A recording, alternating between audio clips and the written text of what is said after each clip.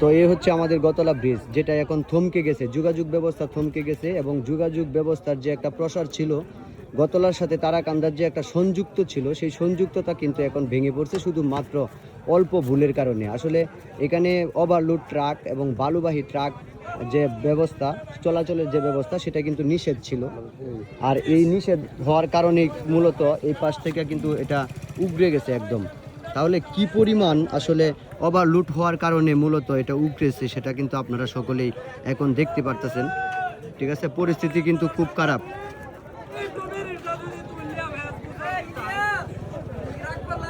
আহা, বাংলা শেষ, গতলা শেষ, দুবাউরা শেষ, হালুয়াঘাট শেষ, নারী শেষ, গাড়ি শেষ, বালু শেষ, ট্রাক শেষ, মালিক শেষ।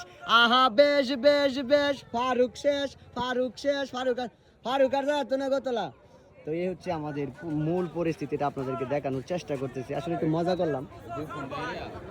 তো পরিস্থিতি যেটা হয়েছে সেটা হচ্ছে মূলত এখানে সম্পূর্ণ দোষ হচ্ছে ট্রাকের ড্রাইভার, বালু যে বিক্রি করছে আর বালু যে কিনছে সে। হ্যাঁ, ব্রিজের কোনো দোষ নাই। তো আমরা জনসাধারণ, জনপ্রশাসন যারা দায়িত্বশীল, তাদের উদ্দেশ্যে কোনো কিছুই বলবো না। এটা দোষ হয়েছে ট্রাকের ড্রাইভারের। মরলো না কে? হ্যাঁ হ্যাঁ হ্যাঁ হ্যাঁ, লে আসে না। আর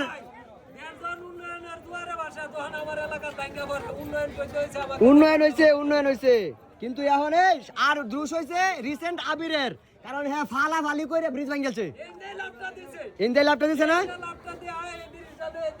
তো প্রচুর পরিমাণ মানুষ আপনারা দেখতে পাচ্ছেন। ঠিক আছে, যে এটা দেখার জন্য আসছে আসলে।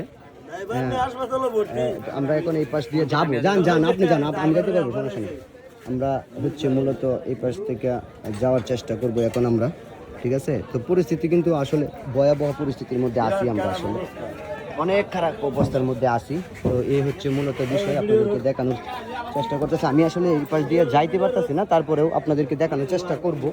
ঠিক আছে, যতটুকু করা দেখানোর দরকার।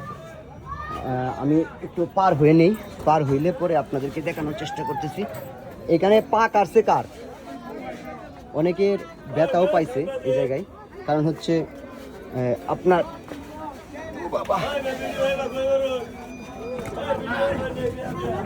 হ্যাঁ এই হলো পরিস্থিতি।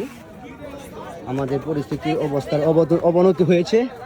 অনেক মানুষ আসছে এই পাশ থেকে যাওয়া আসা করতেছে। ঠিক আছে, তো এই সবাই সাবধানে, না সবাই সাবধানে যাবা। পরিস্থিতি কিন্তু খুবই খারাপ। না এটা হয়ে গেছে অলরেডি। আমরা খুব দ্রুত গতিতে এটা সংস্কার করার চেষ্টা করতেছি। এই পাশ থেকে যদি দেখায় আপনাদেরকে, এ হলো পরিস্থিতি। প্রচুর পরিমাণ মানুষের আনাগোনা। কি বললাম আপনাকে, 10 থেকে 15 লাখ মানুষ দিনে যাতায়াত করে এই পাশ দিয়ে, আর এটা এই অবস্থার মধ্যে আছে। তো আমরা আইফোন তো চেষ্টা করছি আপনাদেরকে দেখানোর জন্য, যতটুকু সম্ভব দেখানোর জন্য। এই পাশে অনেক মানুষ আছে, ও বাবা, এই পাশে অনেক মানুষের যাতায়াত ব্যবস্থা। তো সব থেকে মূল বিষয়টা হচ্ছে এটা আসলে সামান্য অসতর্কতার কারণে আজকের এই পরিস্থিতি। আজকে যাতায়াত ব্যবস্থা, যোগাযোগ ব্যবস্থা, ব্যবসা বাণিজ্যিক প্রসার থমকে গেছে এই এতটুকু সামান্য একটা ভুলের কারণে।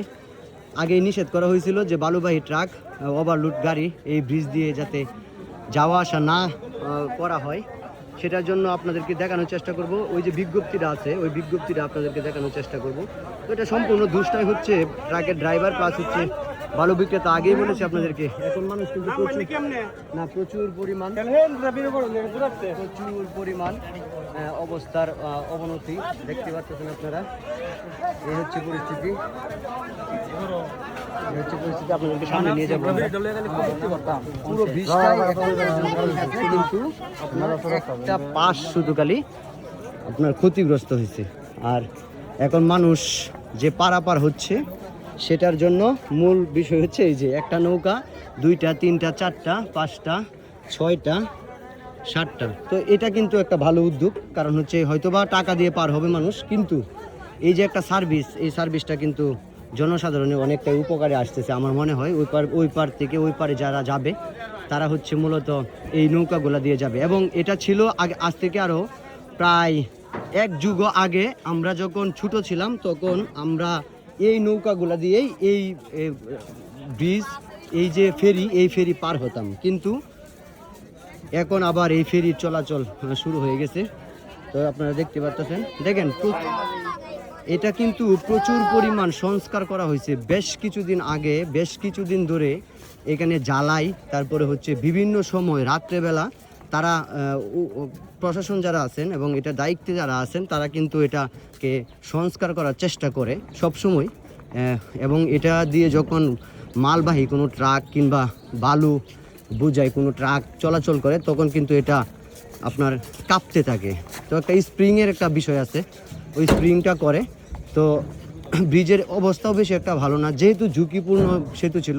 তো সবথেকে বড় বিষয় হচ্ছে যে হয়তো একটা ট্রাক সমস্যা হয়েছে, কিন্তু যদি একটা আপনার বাস সমস্যা হইতো তখন কিন্তু আসলে বিষয়টা আরও গভীর হয়ে যেত। কারণ এখানে দুর্ঘটনা কেউ এখন পর্যন্ত আহত হওয়ার কোনো যে একটা বিষয় সেটা হয়তো এখন পর্যন্ত হয় না, হয়তো বা ড্রাইভারও কোনো প্রবলেম হয় নাই, কারণ যেহেতু গাড়িটা উল্টে নাই।